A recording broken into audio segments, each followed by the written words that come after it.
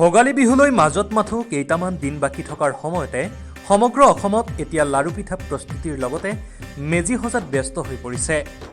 গাঁও চহৰ সকলোতে দেখা গৈছে লাড়ু পিঠা প্ৰস্তুতিৰ ব্যস্ততা, লগতে পৰম্পৰাগত মেজি সজাৰ ব্যাপক তৎপৰতা। অসমৰ বিভিন্ন প্ৰান্তত ভিন্ন ভিন্ন আকাৰৰ মেজি প্ৰস্তুতিত ব্যস্ত হৈ পৰিছে অসমীয়া ডেকা যুৱকসকল।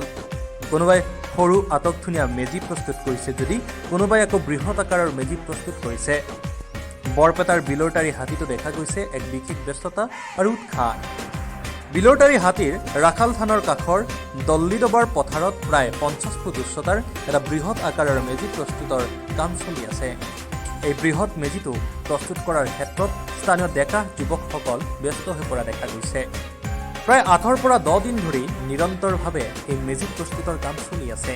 বিলৰটাৰী হাতীৰ ডেকা যুৱকসকলে বাঁহ খেৰ আদি সংগ্ৰহ কৰি আনি পৰম্পৰাগতভাৱে মেজিটো সজাত দিনে নিশাই ব্যস্ত হৈ আছে।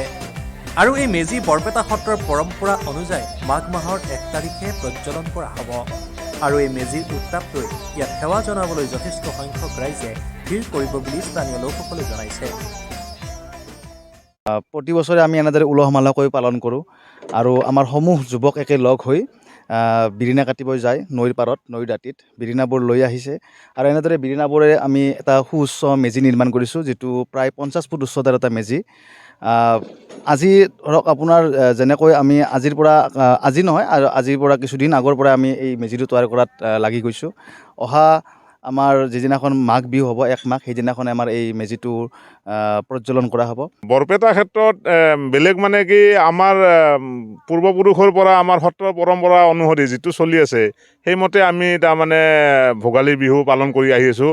আমি মাঘৰ দোমাহী তাৰমানে পুহ আৰু মাঘৰ সংক্ৰান্তিৰ দিনা আমি তাৰমানে উৰুকা পালন কৰোঁ আৰু নেক্সট মাঘৰ 1 তাৰিখে আমি মানে বৰ দোমাহী হিচাপত মানে ভোগালী বিহু উদযাপন কৰোঁ।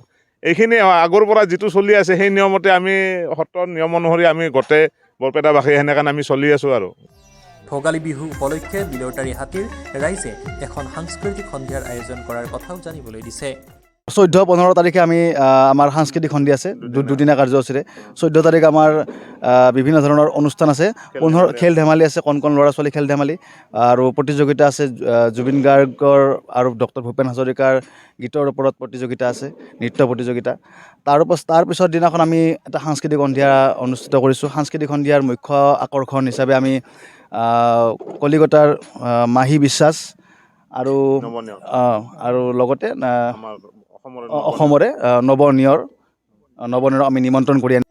এই সাংস্কৃতিক সন্ধিয়াত পৰম্পৰাগত নৃত্য গীত আৰু আমন্ত্ৰিত সংগীত শিল্পী উপস্থিত থাকিব। বৰপেটাৰ পৰা জিলিয়াছ দাসৰ ৰিপৰ্ট, লোকেল 18।